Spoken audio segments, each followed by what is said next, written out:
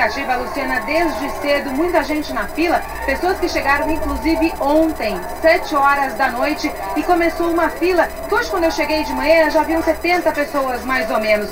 Pessoas com cartazes, gente trazendo lanche para passar o dia todo aqui, travesseiros, e este é o clima no Fórum de Santana hoje. Agora a maioria das pessoas já entrou no plenário e o julgamento começou por volta das 10h45 da manhã, um atraso de 1h45. O juiz pediu desculpas pelo atraso, disse que estava resolvendo problemas administrativos e começou ouvindo Alexandre Nardoni. Luciana. Pois é, Cristina, parece que o Alexandre Nardoni já se emocionou nessa primeira hora aí de depoimento, ele contando aos jurados como é que foi aquele dia, desde o início, que ele brincava com os filhos na piscina e que a Isabela teria dito ao pai, pouco antes de entrar na piscina, que já tinha aprendido a mergulhar. Ele, quando relembrou esse diálogo, ficou com a voz embargada, e é justamente com essa emoção, Percival de Souza, meu companheiro aqui de todos os dias, que conta a defesa para uma possível absolvição dos réus. Por isso que é tão importante esse dia de hoje. Você viu, o pai já se emocionou, talvez a madrasta também vai se emocionar. Resta saber se eles provocarão essa mesma emoção nos jurados. Boa tarde, Luciana. Hoje é uma véspera de um, vamos chamar de dia D, porque o dia D é amanhã, os debates, acusação, defesa, mas tudo vai ter bastante alicerce no que o casal disser hoje, na sequência também de um depoimento muito importante, que foi a perita-chefe, que relatou detalhes de toda a perícia. Hoje, Luciana, o juiz Maurício Fossen faz as primeiras perguntas e a seguir o casal fica à disposição. Hora do promotor, hora do advogado. Os jurados, se tiverem qualquer dúvida, também poderão fazer perguntas. Então, esse é o ritual. É um pouco limitado para a defesa, porque o casal nega a autoria do crime. Ou seja, a tese da defesa é essa, negativa de autoria. Havia uma terceira pessoa. Exatamente. Muito embora essa terceira pessoa, principalmente depois do depoimento da perita-chefe ontem, Luciano, essa tese ficou meio esvaziada, porque o depoimento dela foi muito forte.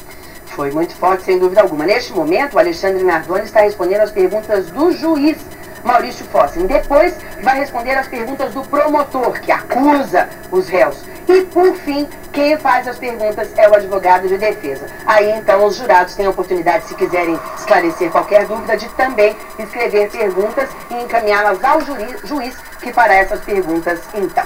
A expectativa para o fim do julgamento, claro, aumenta a cada dia que passa. Teve gente que dormiu na fila formada em frente ao Fórum de Santana, para você ter uma ideia. São pessoas que queriam ver justamente o dia de hoje. Alexandre Nardoni e Ana Jatobá sentados no banco dos réus e hoje, diferentemente, no meio do plenário, dando a sua versão dos fatos.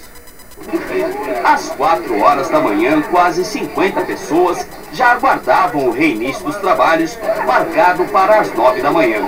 Teve gente que dormiu na fila, tudo para garantir um lugar na sala do júri.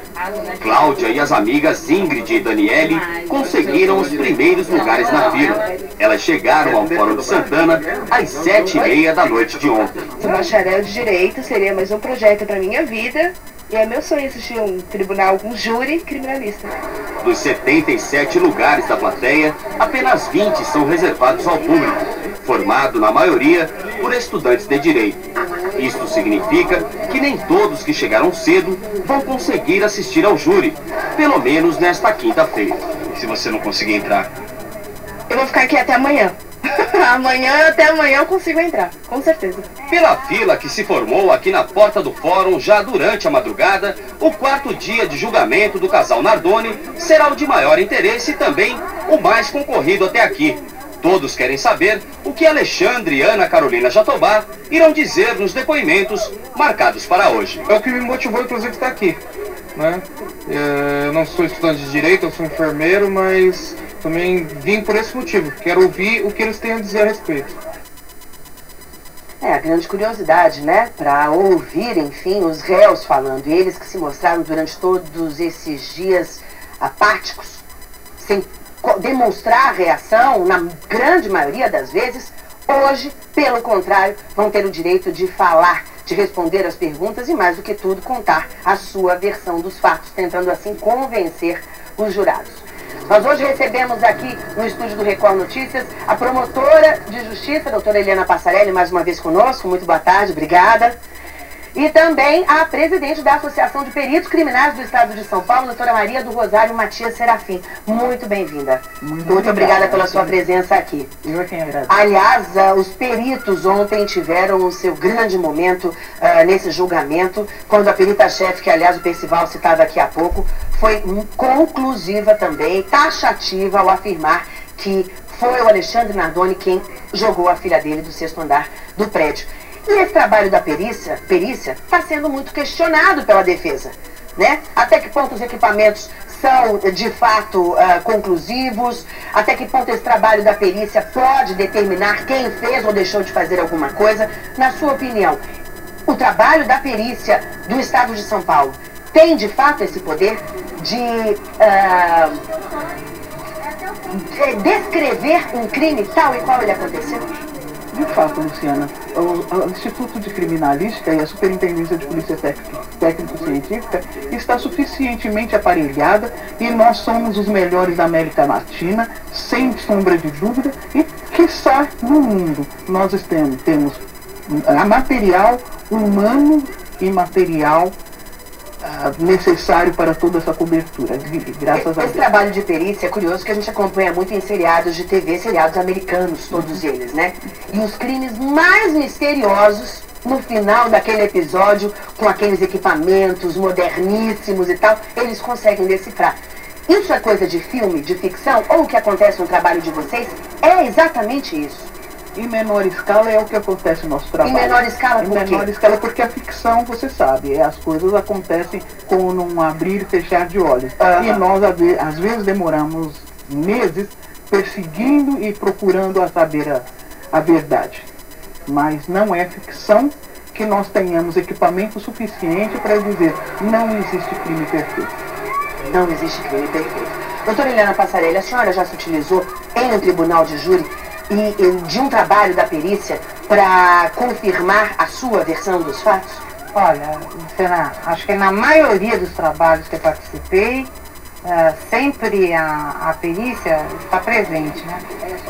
O Instituto de Criminalística, o Instituto Médico Legal, lógico, porque tem que haver um cadáver, mas normalmente são eles que dão o toque para que a gente possa exercer a nossa profissão. Isso até em acidente de trânsito. São eles que dizem velocidade. São eles que dizem velocidade compatível, velocidade incompatível, quanta pessoa estava por hora. Que é a coisa mais simples que a gente se refere, que é o acidente de trânsito. Não é? Certo. Agora, a doutora Rosário coloca aqui, com muita modéstia, né, assim, o trabalho da perícia do Instituto Criminalística é perfeito, porque, como disse o Sembranelli, são mais de 30 pessoas envolvidas naquele trabalho, e o que é mais impressionante, é um trabalho isento de autoria. Porque a hora que eles vão ao local do crime, eles não estão preocupados com os autores, eles estão preocupados com o levantamento de local. Né? Basicamente é isso que eles...